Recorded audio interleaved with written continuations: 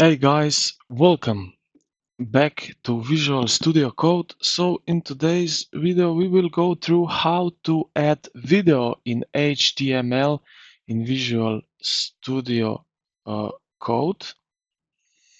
So let's get straight into it. To add the video, you will use the video tag, which allows you to embed video directly into your web page for users to view without needing external players. So I will something like that. So you can see here we have video, control width 60, source.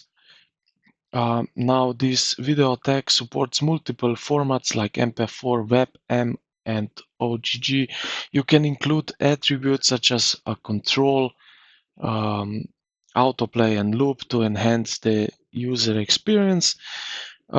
Use the source tag within video tag to specify the video file's path and type for browser compatibility. As you can see here, we have video tag with controls, and in video tag we have source tag in it.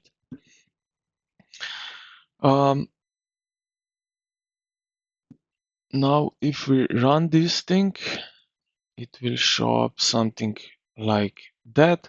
So if you have playable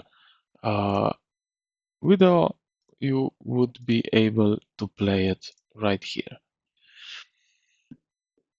So right in this other code, you will see that we use width and height, define the video size on the page.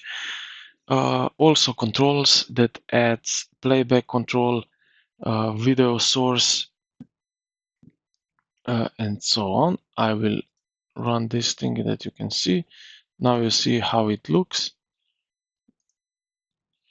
You can also use you can also adding video using iframe tag.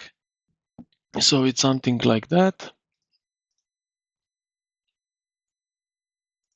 like using iframe tag right here, used to embed external content such as video from YouTube into your web page.